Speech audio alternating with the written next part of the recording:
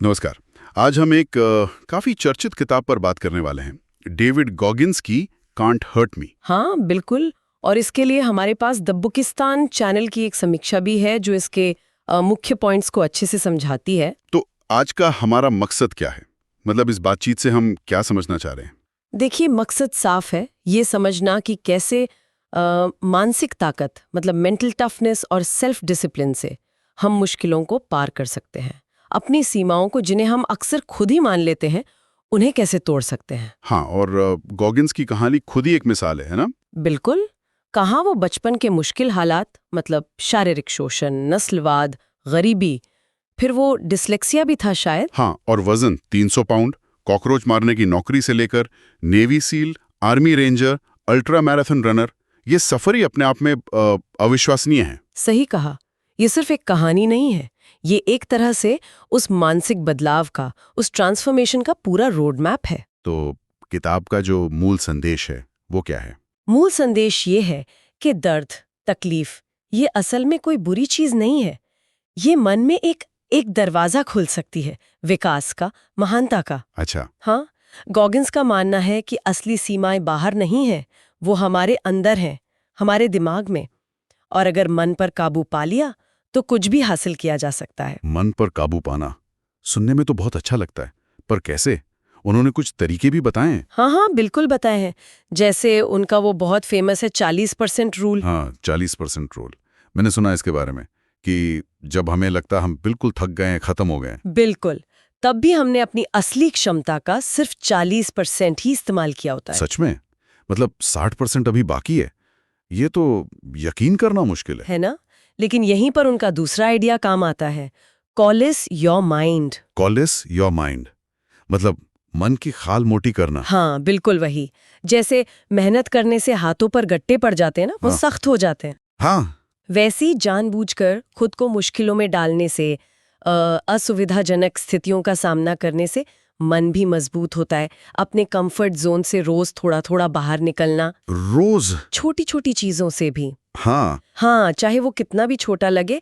पर यहीं कुछ लोग कहते हैं कि ये तरीका थोड़ा ज्यादा ही कठोर है, शायद भावनात्मक पहलू पर कम ध्यान देता है। अच्छा, मतलब आराम को एक तरह से दुश्मन समझना। एक तरह से हाँ। और इसी को प्रैक्टिकल बनाने के लिए उनका एक और टूल है, अकाउंटेबिलिटी मिरर। जवाबदेही का आईना। ये क्या है? ये बहुत पावरफुल है।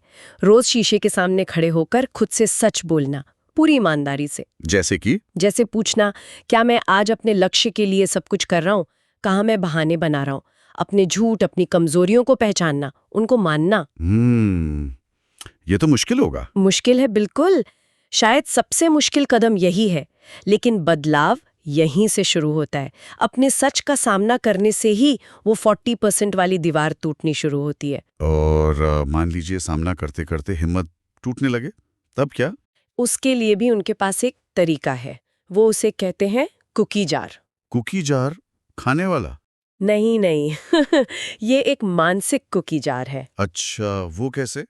जब आप किसी बड़ी मुश्किल में हो और लगे कि बस अब नहीं हो पाएगा, हार मानने का मन करे, तो आपको अपने उस मानसिक कुकी जार में झांकना है। मतलब अपने अतीत की जीतों को याद करना है। वो सारी मुश्किलें जिन्हें आप पार कर चुके हैं, वो छोटे बड़े संघर्ष जिनमें आप डटे रहे। अच्छा, पुरानी सफलताओं को याद करना। हाँ, सिर्फ याद नहीं करना, उन जीतों से जुड़ी ताकत को, उस एहसास को फिर से महसूस करना है। ये आपको हौसला देता है कि अगर पहले कर पाए थे तो अभी भी कर सकते हैं।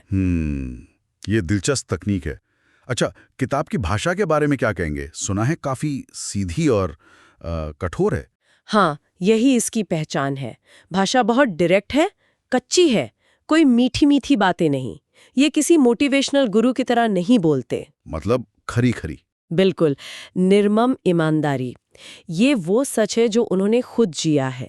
इसीलिए कुछ लोगों को ये बहुत प्रेरणा देता है, पर हाँ, कुछ को ये ज़रूरत से ज़्यादा आक्रामक भी लग सकता है, थोड़ा एकांगी शायद, क्योंकि ये सहानुभूति या जीवन के संतुलन जैसे पहलुओं पर उतना फोकस नहीं करता। तो फिर ये किताब असल में किन लोगों के लिए ज़्यादा फायदेमंद है?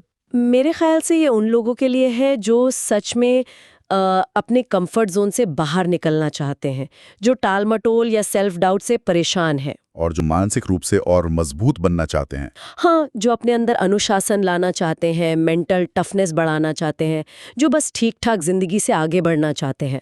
तो ये सिर्फ एक बायोग्राफी नहीं है, ये एक तरह का मानसिक क्रांति का बुलावा है। हाँ, बिल्कुल सही समझा। ये दिखाती है कि हालात कितने भी बुरे क्यों ना हो, इंसान अपने मन को साध ले तो वो अजेय बन सकता है। बस शर्त ये है कि वो खुद से समझौता ना करे।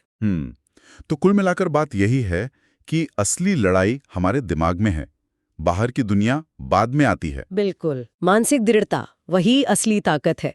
दुनिया आपको तब तक नहीं हरा सकती जब तक आप अंदर से हार ना मान लें। बहुत खूब।